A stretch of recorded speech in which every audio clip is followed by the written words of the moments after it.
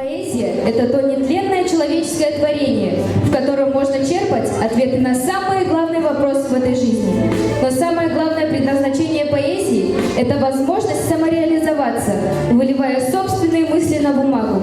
Ведь бумага – самый внимательный слушатель и самый обязательный хранитель секретов. Асан Аждаутович Найманов родился 14 марта 1984 года в прекрасном Ногайском ауле Адильхал Адыгейхабыльского района Карачаево-Черкесской республики. Закончил Карачаево-Черкесский государственный университет имени Умара Алиева.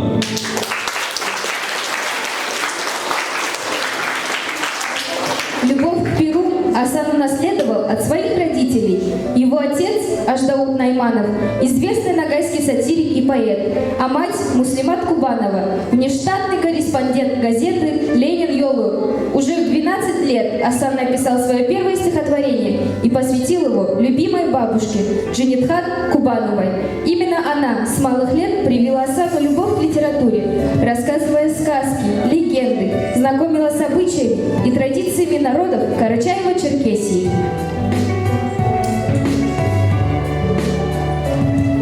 Асан Аждаутович находится в постоянном поиске и, как по-настоящему творческая личность, пропускает все окружающее через себя. Он пишет не только стихи, но и статьи, зарисовки, очерки о своих земляках, о тружениках и не только Карачаево-Черкесии, но и других регионов компактного проживания ногайцев: Республики Дагестан, Чечни, Крыма, Ставропольского края, Астраханской области.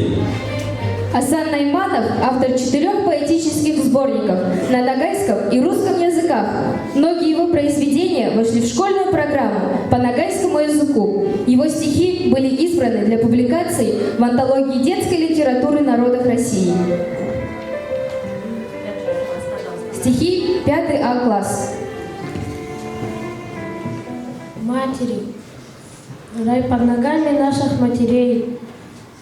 Я мудрецу великому вторю, немало слов на любви своей спою, как маму я боготворю, и как печать на сердце, ту любовь несу к тебе, родная, славностях, как выполню свой долг перед тобой, какой подарок принесу в горстях. Я буду слабой, тонкой лозой, но ты, мужчина, сделала меня вначале материнской слезой, спасала ты от бури и огня. Как я верну тебе любовь, чем заплачу за каждую слезу. Я проведу любой каприз, любой, и надо будет, отведу грозу. Лейся, песня.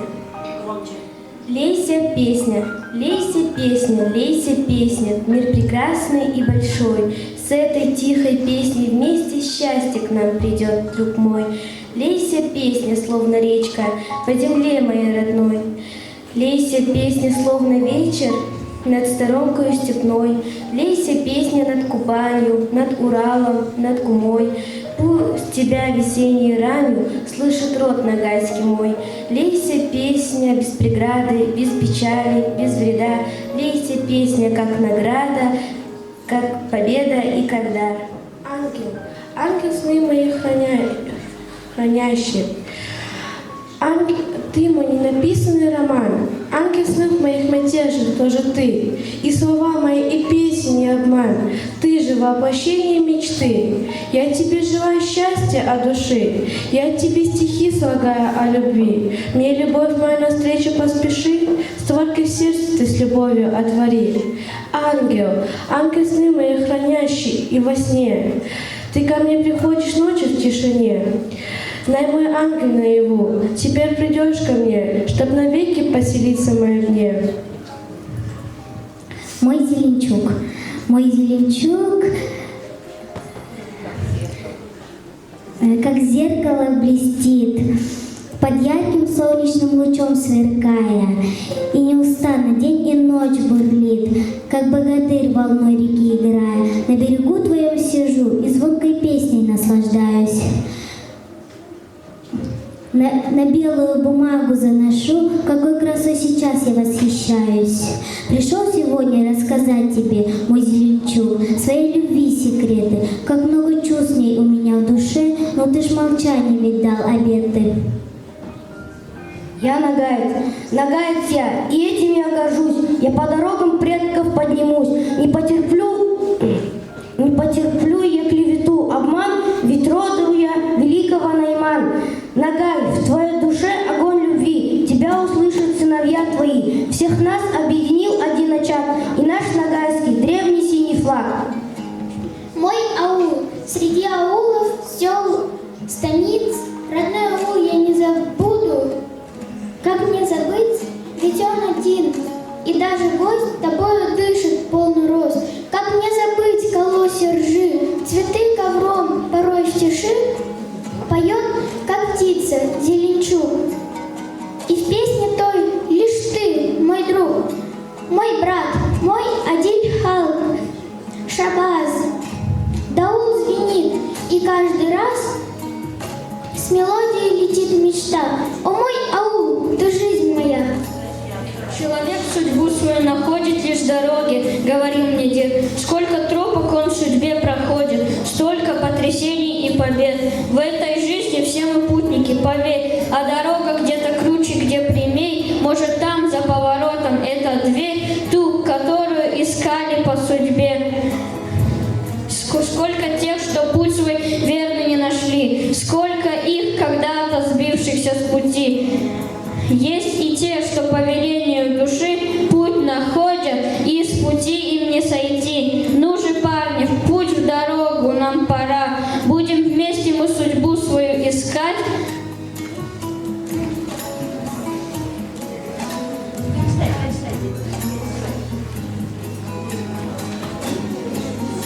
Жизнь тропада по ухабам, по горам. Путь находит. Поаплодируем.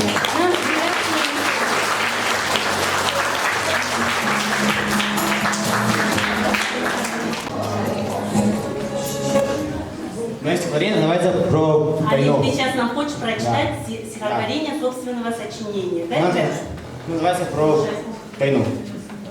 Земля — огромная планета, много в ней живет людей. Страны, села, континенты, умещается все в ней. Я живу в стране Россия, Старополе, край родной. Чисто недавно мною, и семья всегда со мной.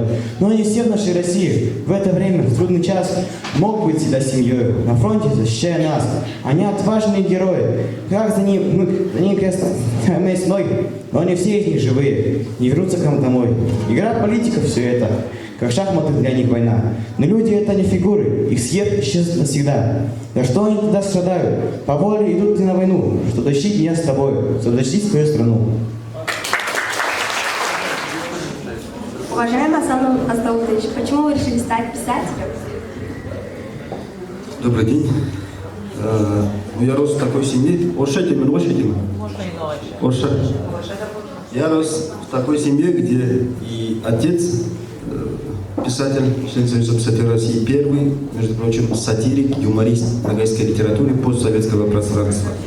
И мама на протяжении 28 лет работала в Аульской почте почтальоном, и наряду со своей основной работой она сотрудничала с областной газетой «Лениньола», «Путь Ленина». На сегодня называется «Новая Даусу», «Голос нагайцев». Вот они и повлияли на мое будущее. Отец мне сразу сказал: твое будущее я вижу в журналистике, так что будешь поступать в Карачаево-Черкесский госуниверситет, институт филологии. А я долго не соглашался, конечно. Я хотел идти на юриста. Он мне сказал: толк будет с тебя журналистики. Спасибо. Что, на ваш взгляд, можно сделать для поощрения детей к чтению? Любовь к родному пепелищу и к родному слову должно исходить из семьи. Ясныданные курсы шкандада сонатер, говорят у нагайцев. Есть такая старинная пословица, и следуя этой пословице, многие выбирают в жизни путь журналиста, творческий путь, писательский труд. А это нелегкий путь. Профессия журналиста в национальных СМИ – это ответственная и в то же время очень такая, как бы сказать, святая работа. Не работа, где можно заработать, как на «Газпроме» в регионах Крайнего Севера, по 100 тысяч, по миллиону там. Это во благо нашего нагайского народа, так как нагайцы являются народом евразийским, не региональным. Народ, имеющий многовековую историю. Спасибо. Асан Аждаудович, есть ли у вас любимая детская книга, которую любите перечитывать и о которой любите рассказывать другим? Конечно, есть. Это есть у каждого автора, я так считаю. Вот в детстве, когда я учился еще в 4 классе, я начал читать стихи, книжки Андерсона, там, остальных, но ближе к сердцу и по сей день, хоть и нету моего наставника сейчас рядом с нами, это первый основатель, главный редактор данного журнала «Мамедики» Ястребий Зюнуш Киреев, народный писатель Карачаево-Черкесии. Вот я неустанно перечитываю по сей день все его книги. А у меня библиотека и в кабинете редакции, и дома огромная. Не только по его творчеству, по всем нагайским писателям. Я никого не отделяю, покупаю все книги и создаю свой библиотечный фонд. Но самые близкие стихи детской тематики — это Аскербек Киреев. Асан Аждаудович, вы слушаете музыку, когда пишете? Если да, то под какую песню или музыку вы чаще всего писали? Очень актуальный вопрос, конечно. Кто не любит музыку? Я не люблю английские какие-то странные рэп, рок, там говорят, да? Я люблю слушать старинные мелодии. То есть старинные песни с Ногайских степей, с Кубани, с Крыма. Вот есть у нас такая песня Ашима Сикалиева «Аллахен Эдецн». Он был единственным профессиональным фольклористом постсоветского пространства. Вот после него остались акапельные песни, то есть песни из фольклора, народные песни, да? Не частушки, которые там «Крыгашин Параман» и «Колхоз Ваньёды», а вот эти вот серьезные, «Дестаны». А еще на мои стихи, значит, написано 13 песен на сегодня. Вот еще пару артистов просили, на прошлой неделе еще появятся новые песни. Как пишется свои произведения? Как пишутся стихи? Откровенно скажу. Я вот журналист в этой области, 19 лет уже как работаю профессионально. И когда я ложусь спать ночью, я телефон всегда под подушку ложу. На беззвучном, под подушкой. И когда я вот закрываю глаза, собираюсь спать, перед глазами выстраиваются строки сами. И я невольно беру телефон, включаю диктофон, наговариваю туда всю мысль, когда улавливаю вдохновение. И утром, когда приезжаю в свой кабинет, в дом печати, я уже невольно набираю эти стихи и ложу в самый крайний шкаф на месяц. То есть, допустим, сегодня 15 марта, 15 апреля я должен отредактировать. Вот тогда он является стихом. А есть у нас авторы, к сожалению, которые думают, вот сегодня написал, сегодня публикует. Нет, стих должен поспевать. Мана емісті алмады келіп перезатты бидайдың арасына салып пісіретті, ятылдап піспеу керек, қанаттанма керек. Задушно надо взять Это в массы идет, твое слово, народ. Соң үшін сөйлеген сөзіңді шертіп сөйлемеу қайырдан, сүзіп сөйлемеу сүгішпен. Не как-то с балды там айттым, тудым. Потом это все остается осадком сердца.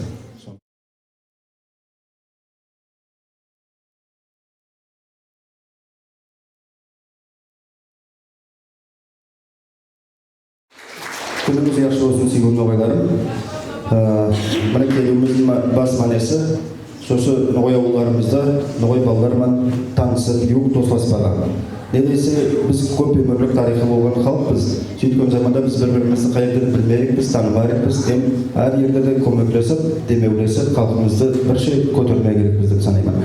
Бүгінгі облысты озғаруға икон ярдамларын еткен адамдарға, міне Нефтекум қала округінің ноғай ел миллет маданият автономиясының председателі, Нефтекум қала округінің депутаты, Мадар футбол командасының тренері Салих Касамбиұлы Бекмұратовқа, Нефтекум қала округының білімдендіру бөлігінің басшысы Ерна Ивановна Лимановаға, бірінші орынбасары Джамиля Мұхамбетовна Магомедоваға, қайдан әлді көп ясларға икон разылықты білдіремін. Мектептің басшысына Салой коллективке балаларға сөзге облысқа бүгін затты меканды аудитория тотырып келгенімізге икон разылық білдірген сау болыңыз.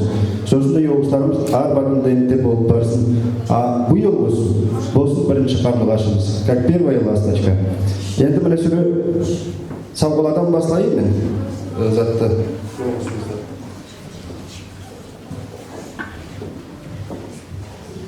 Хочу наградить от имени редакции республиканского журнала «Маметикей» почетной грамотой Махсутову Руфину Алибиевну, руководителя школьного историка Краеведческого музея наследия, учителя русского языка и литературы МКУ-СОЖ номер 14 аула Тукумектеп, за большой личный вклад, значительные успехи по организации и совершенствованию учебного воспитательного процесса, тесное сотрудничество с редакцией Республиканского литературно-художественного журнала для детей «Маметикей».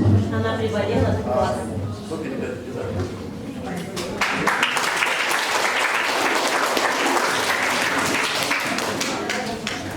Также хочу наградить Отувалиеву Альфию Рамбердиевну, учителя начального класса за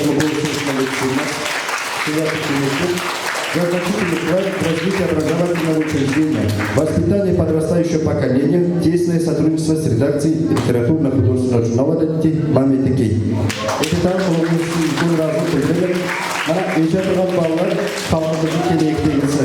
Біз сөйлем yaşауда өзіміз халқымызды көтер болуға көрсетсек, үлгі көріп болды. Олар да біздің ізімізді алып барғандар деп сенемін.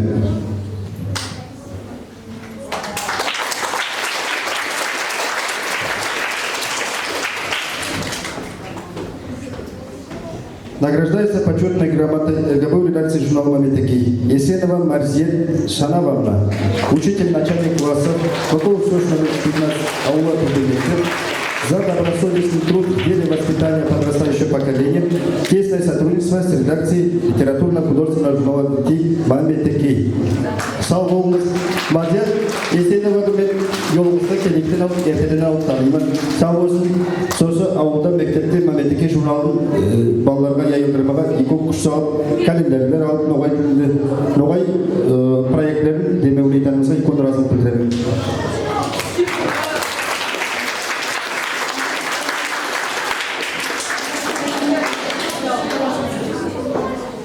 Награждается почетной грамотой РГБУ редакции журнала «Маметикей» Абдулхаликова Канитат Ибрагимовна, учитель иностранных классов, руководитель детского объединения «Юнкор» «Волшебное перо» МКУ-СОЖ номер 14 аула Тукумектеп, за успехи в организации совершенствования учебно-воспитательного процесса, формирования интеллектуального, культурного и нравственного развития обучающихся.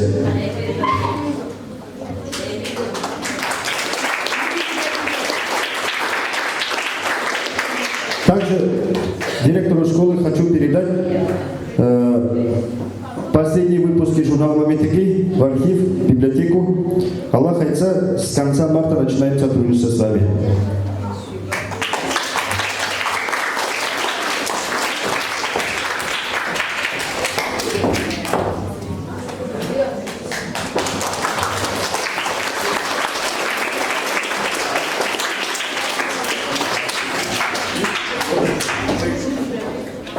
Также хочу передать книгу «Алтын китап», где собран весь детский ногайский фольклор, начиная с рождения ребенка.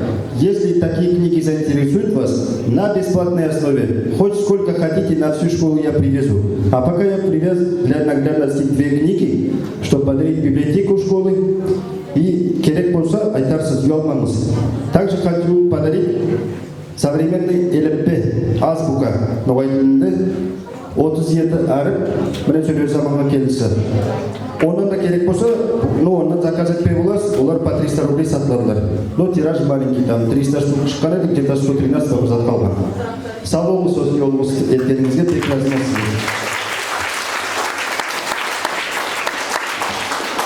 Енді бір-екі сөз айтып olsayım, творчестводан тұрады. Қайдам, міне сау болыңыз, деп сахнада икон, жолыңыз етіп, икон выставка етіп, ноғай жазушылардың кітаптарынан қалай видеопроекттер манзатпан, презентация етіп, сосындай жолғысылар көп болсын ұялы, әрбір ноғай ауылда да болсын. Біз Біз бас борышымыз туған тіліміз сақламаға. Ауыз біздің қолымызда. Біз бар заманда бізді құлланыңыз, қаянды құлланып қалыңыз. Құллан дегенім использовать во благо своего народа. Тілді сақлауға. Міне Маметеке журналының бірінші бас редакторы Аскербек Кереев 2002 жылда ашты сол журналды. 2007 жылда мені өзіне орынбасар етіп, зам редактор етіп алды. Маған тапшырды. Алдыда сені редакторға әзірлейміз деді. Мен ұнамадым. Мен бағым келмек ондай жауаптылыққа, ответственный құлық, государственный бюджетный организация деп ұнамадым. Тек мені бір кабинетке кіргізділерді, ярым күн алмай болмайсың деділер. Айттылар, ярым күн шығармадыр сол кабинеттен. Құлқа да бармайсың, алмай болмайсың, наунама керексің деді. Не десе сенің атаңда, намында жазушылықпен, журналистикамен кәрілеп келіп, сен өзіңді шайынды ұсталығын көрсіп, яталар жазасың.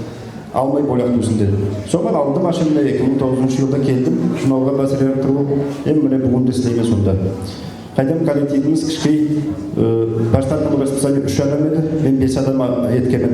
Міне бүгінгі алды правительстводан тілегемін, дополнительная единица 6-7 адам етпеге. Не десе міне сөйлі Эмир Отевалиев отырады, міне залда телектор мектептен пресс-секретарь администрации Ногайского района, өзі журналист телеканала РГВК Дагестан, член Союза журналистов России. Эмирдің икон көмегі өтеуімен журналымыз тек набумажды мәселелері шыққаннан басқа видео журналында аудио версиясында шығарып басадық.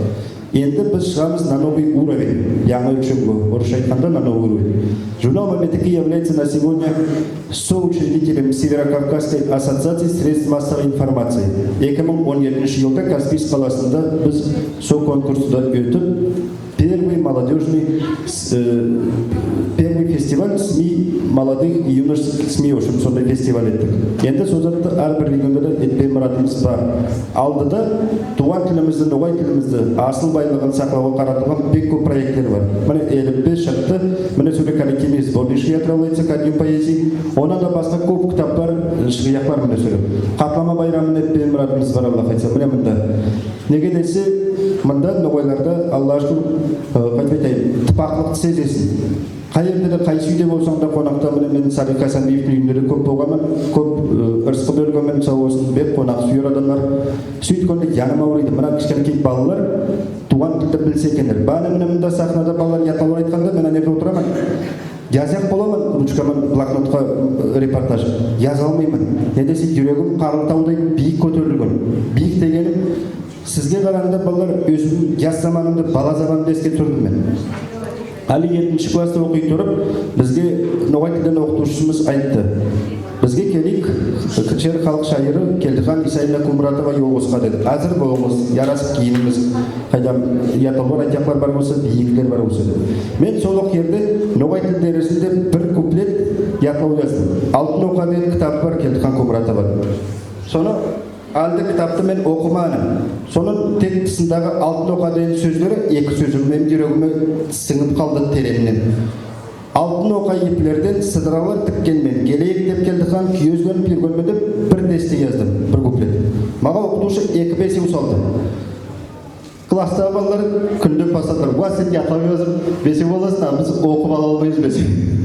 Мен шешім жоқ дедім. Оқытушы өзі сағысы келді саған.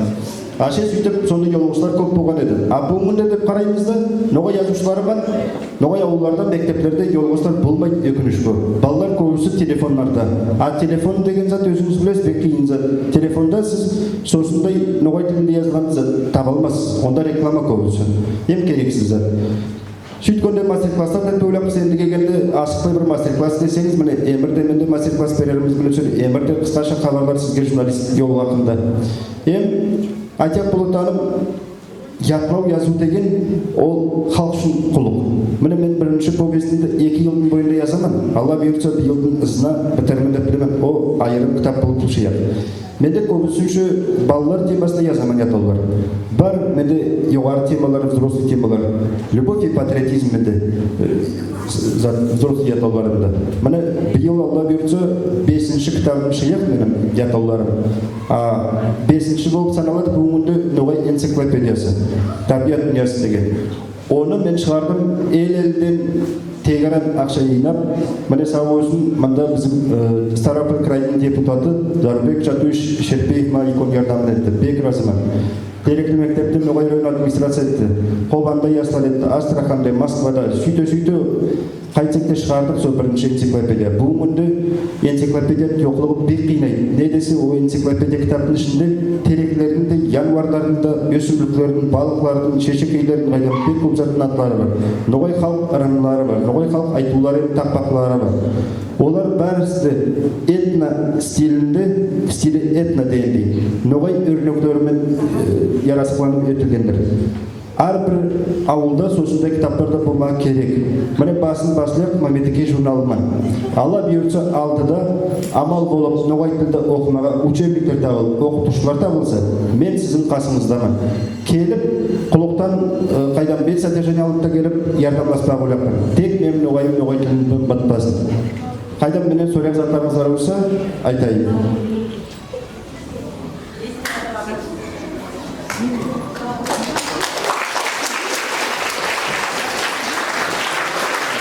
Ашығында балалар отырған балалардың арасында мына Курниязов Алимнен басқа бар ма? Ятолвар yazаtanlar?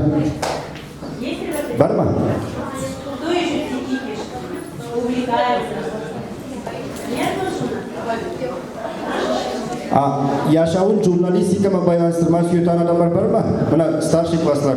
Бізде Карачаевск қаласында мен оқыған институтта ноғай филологиясы бүгінгі бір ноғай студенті жоқ. Онда бар заочныйда 3 бала. Міне 2 балада әзірлеген сөйле оқуға түсіреміз. Это наши будущие кадры. Сіз оқуға түсеміз, практика деген менде етпей редакцияда. Бізде бар ноғай дауысы газеті, Мамедеке журналы. Бар телевидение, бар радио ноғай тілінде. Онан басқа литературный институтқа оқуға түспей мұратыңыздар болса Москваға. Мен міне қасымызда. По линии Союза писателей России по Карачаево-Черкесии мен директор правлениямын. Онда да ярдам етпей боламын сізге. Бар ма? Журналистке оқыма бар ма? Мұрат бар? Ойларыңыз алдыда. Мен айтып болмаспын сізге журналистке оқып, сіз журналист болып құлық өткен заманда ұзын ақшаның құлық өтеді. Ұзын ақшаты ол халық үшін құлық. Жүрегіңді салып, қаныңды яңдамай, кешігіңді заманымен санаспай, жүрмеуі үшін халықтың үшін. Бар ойланатандар ашы қайдам. Кешік ойланғанда бар, зат ойланғанда бар. Тек ат түреді, керван жүреді дегенде алдыға кетіп береді құлықты. Не десе, бәр затты етіледі туған халқымыз үшін.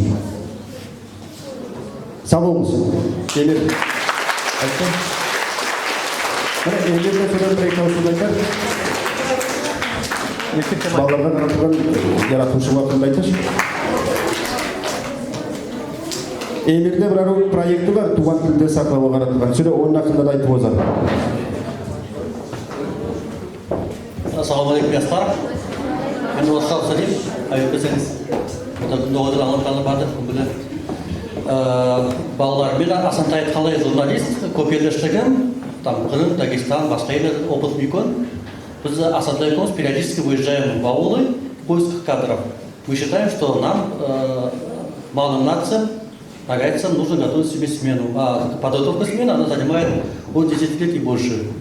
Поэтому, если вы видите себя в журналистике или просто хотите попробовать себя в этом, вы через Асантая Аждаудовича можете выйти на нас или через директора.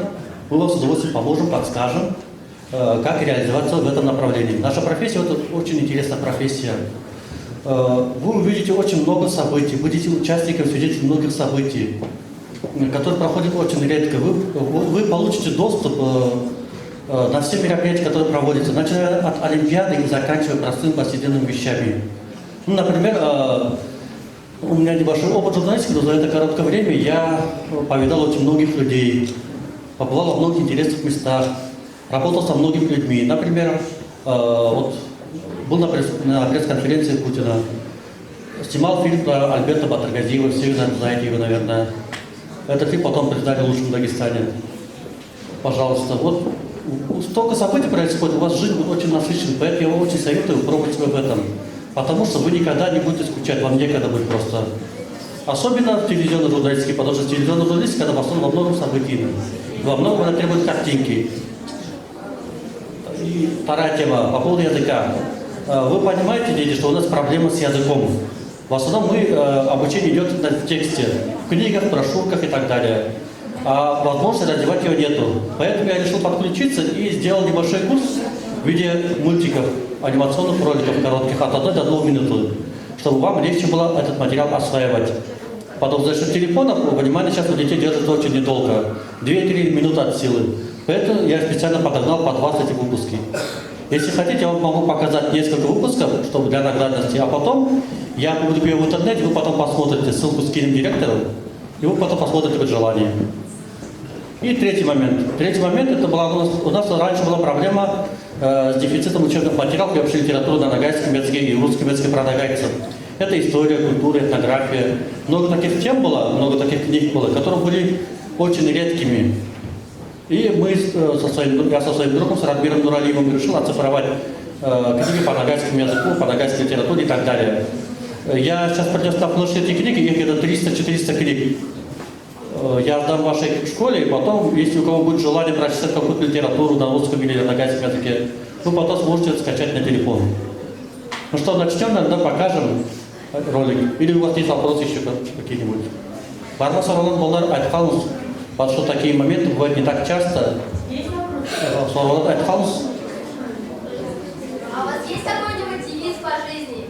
Девиз только вперед, никогда себе не сомневайтесь. Когда я только поступил на журфак, мне сказали, что лучше не стоит поступать на журналистику, потому что там не заработаешь и там не работу не найдешь. Но я доказал обратное. Там можно заработать, а сама я просто не хотел вас лишний раз расстраивать. По желанию можно заработать, а достаточно и больше зарплаты бывает у некоторых, если вы пробьетесь на федеральные СМИ. Допустим, когда я работал в Russia Today, меня за материал платили 100 евро, 90-100 евро. Это за один материал. В месяц можно было по 4-5 материалов сделать. Так что можно заработать. Но все зависит от вас. Ничего готового нету. Еще что? Да. Что? О чем вы мечтаете на данный момент? Мечтаю, чтобы мой народ окреп, чтобы он проснулся. 80% нагайцев, они, как правило, спящие нагайцы. Они особо не интересуют своей культурой. Мне бы хотелось, чтобы нагайцы начали себя любить, уважать, ценить. Вот Кадрия Тимирбулатова, например, в своих записях она писала, что она сравнивала нагайцев с деревом, которое приносит даже хорошие плоды, но при этом своих плодов стесняется. В силу того, что мы раньше находились в плачевном положении. Но сейчас, слава Богу, этого нету. Мы достойно представлены во всех сферах, так что нам, нагайцам, нечего стесняться. Нам есть чем гордиться, есть о чем рассказывать. У нас есть, допустим, например, у русских, например, есть знаменитый эпос, можно сказать, да, слово о полку Игореве. Слышали, проходили в школе? А у нас, знаете, сколько таких? А у нас 40. У нас 40 эпосов таких, как слово о полку Игореве. Представляете масштаб нашего богатства? Поэтому надо это изучать, надо развиваться в этом. И мне бы хотелось, второе мое желание, чтобы наши дети проявили интерес к родному языку. Вот очень много детей не хотят разговаривать на нагайском. Нагайский язык уходит из быта. Школа вам поможет в этом, но школа ничего не сможет сделать без поддержки семьи. Начинается все с семьи, а потом идет уже как помощники школа, кружки дополнительные, национальные СМИ. А без поддержки семьи у нас мало что получится. Мне бы хотелось, чтобы вы больше изучали родной язык и больше на нем общались. Есть еще вопросы? Да, слушай. В свободное время я занимаюсь своим народом. Все свое время, свободное время я посвящаю нагайцам.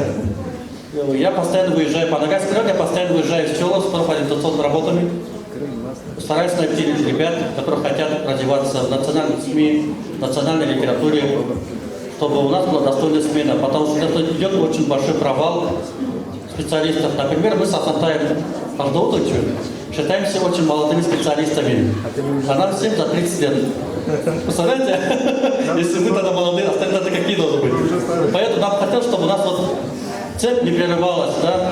Чтобы была преемственность у нагайцев. Потому что без интеллигенции не будет поддержки у народа. Вопросы еще есть какие-нибудь? Да-да.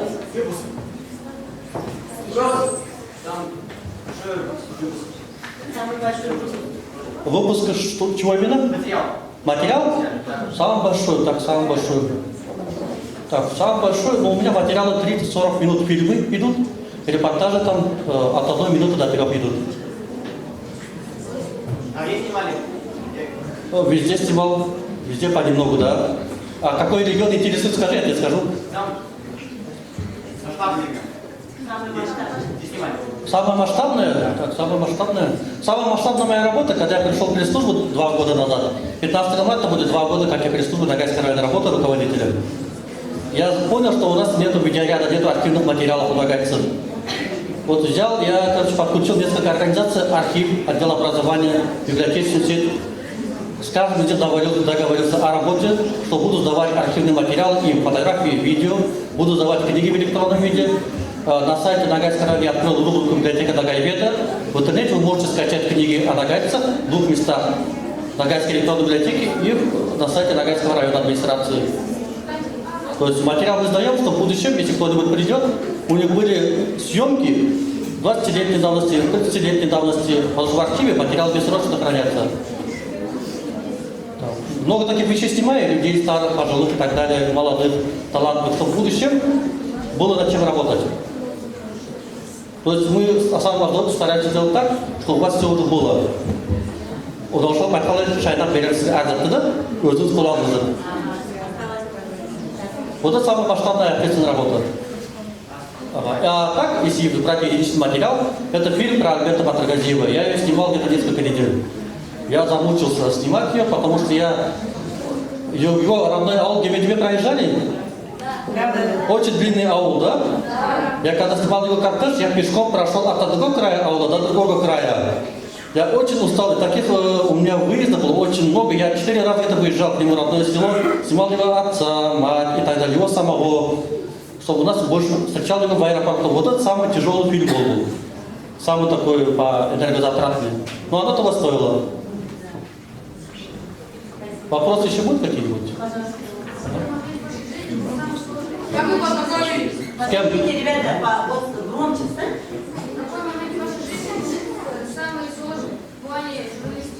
Самый сложный период в моей жизни, да? Самое сложное в нашей работе – это начать. Как вам сказать? Особенно это касается детей, которые из среднего класса, среднего достатка и ниже. Самое тяжелое вам – это получить образование, самое тяжелое – это набраться опыта, потому что, как правило, в средней ногайской семьи нету ни родственников, ни знакомых, кто же работает в журналистике. А среди них еще меньше тех, которые работают на телевидении. Мне пришлось вот с трудом набираться опыта, с трудом учиться. Я, например, не поступал на учебу. Я уехал в Москву на заработки работать. Потом, через несколько лет, когда я стал на ноги, я сам поступил, сам отучился, приехал в Махачкалу набираться опытом. Там я бесплатно работал 9 месяцев. 11 месяцев бесплатно работал, по сути. Договорился с генеральным директором, чтобы они мне дали возможность пройти у них практику. И работал у них 11 месяцев. 9 месяцев я работал только на гонорар. Я получал в месяц 2-3 тысячи рублей. 2 месяца я работал на полставки, я получал 10 с копейками. И все это время я тратил свои деньги, свои сбережения. Но благодаря тому, что я 11 месяцев дали мне возможность пройти практику, я получил опыт на телевидении. И это мне помогло. Вот такие дела. Самое тяжелое начать, а потом же легче.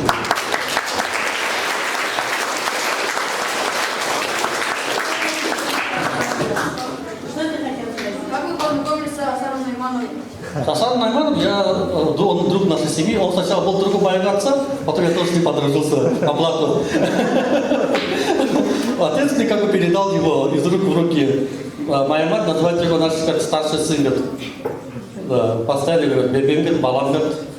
Он говорит моей матери, мама, каждый раз. Вот так мы с семьями дружим постоянно. И я рад очень этому знакомству, потому что мы единомышленники, мы себя нашли, получается, в этом. И надеемся, вот наши работы, наши усилия принесет плоды. Чтобы вы, дети, перехватили эту эстафету и дальше пошли.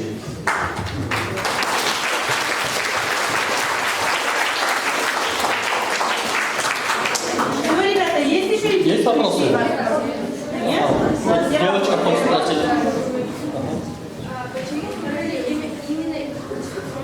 Журналистику? Журналистику я просто с детства любил писать материалы, но я не знал, как это называется правильно. Я просто интуитивно чувствовал, что мне нравится анализировать, нравится читать очень много, мне нравится писать материалы. Где-то к 18-19 годам я понял, что это называется журналистикой. И с тех пор я вот стараюсь в этом направлении развиваться. Хотя вот ваши родители желают вам блага, правильно? И поэтому я всегда всем говорю, поэтому все большинство хотите быть либо экономистами, либо медиками, потому что родители советуют, как правило. Потому что к этому возрасту у вас нет еще, не сформировался характер, вы не знаете, что вам нравится, что нет. А чтобы это понять, я вам советую постоянно пробовать себя везде. В спорте, разные отрасли, профессии пробовать, экспериментировать. Только так вы найдете себя. И когда вы найдете себя, как кто-то из классиков говорил, если вы найдете работу по душе, вам ни одного дня в своей жизни не придется работать. Я когда в РГВК работал, в Махачкале, я когда приходил на работу, я расстраивался, когда приходило время уже уходить. А я уходил в 9 вечера. Я считал, что время слишком быстро уходило, насколько я горел своей работой. Мне бы хотелось, чтобы смена продлилась еще на несколько часов. Вот, если найдете такую работу, вам легче будет гораздо в жизни. А без этого вам будет тяжело. Потому что я работал на севере одно время, в нефтяном секторе, ремонтировал нефтяные скважины, там очень хорошие деньги платили. Но я не смог там долго продержаться. Я хотел эту работу полюбить, но у меня не получилось. Хотя там и статус, и деньги. Легкие деньги, такие как журналистские тяжело зарабатывать, но можно, но тяжело. Там деньги сами не идут в виде зарплаты, как нефтянки. Вот то же самое с вами. Если вы выберете профессию, по совету родителей, родственников и так далее, или только из-за того, что хотите хорошо зарабатывать, вы можете проиграть. Вы поставите на кон все, и потом в итоге вы останетесь недовольны своей жизнью. А жизнь надо прожить так, чтобы вы ощущали ее полностью во всех красках, чтобы ваша работа приносила вам удовольствие, потому что на работе вы будете проводить половину своей жизни как минимум. Поэтому это очень важный и ответственный выбор.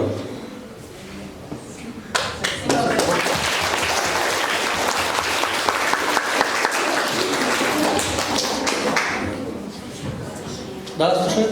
В чем плюсы и минусы работы писателя? Писателя? Плюс, наверное, в том, что каждый день у тебя новые эмоции, впечатления. Каждый день у тебя выезды, каждый день какие-то задания дают. И периодически какие-то хорошие события происходят. Ты каждый раз становишься участником этих событий. У тебя жизнь наполнена эмоциями и событиями. Ты не успеваешь даже, как грубо говоря, переварить. Я когда начал работать на телевидении, я пришел где-то 28-29 лет, за 2 года, что я работал, условно говоря, если этот отрезок жизни взять, я прожил, прочувствовал и узнал гораздо больше, чем за предыдущие 28 лет. Хотя жизнь у меня была богата на события. Но по сравнению с ними все блекло. Потому что и тут и встречи с главами республики, и тут и встречи, и выезды в горы, на равнину, степь и так далее. Посещение разных событий, выставки, мероприятия, ярмарки и так далее. Экскурсии и тому подобное, встречи с интересными людьми, от писателей, ремесленников, заканчивая, грубо говоря, космонавтами и олимпийскими чемпионами. А тяжелое то, что готовых денег нету. Журналисты кормят ноги. Как ты работаешь, вот столько и заработаешь. Не получится отсидеться. Если будешь отсиживаться, будешь на зарплату, а зарплата, как правило, она скромная. 15, допустим, в РГВК платят около 20 рублей. Но я заработал около 40, когда жил в Махачкале. За счет того, что я не сидел на месте, постоянно писал материалы в разные СМИ и сам ездил постоянно в горы на маршрутке.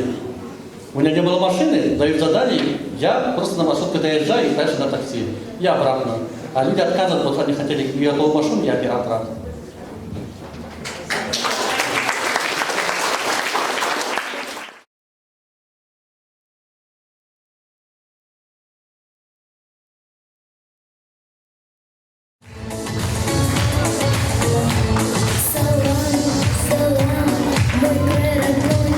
Я шлю привет. Салам, салам, не виделись с тобой немного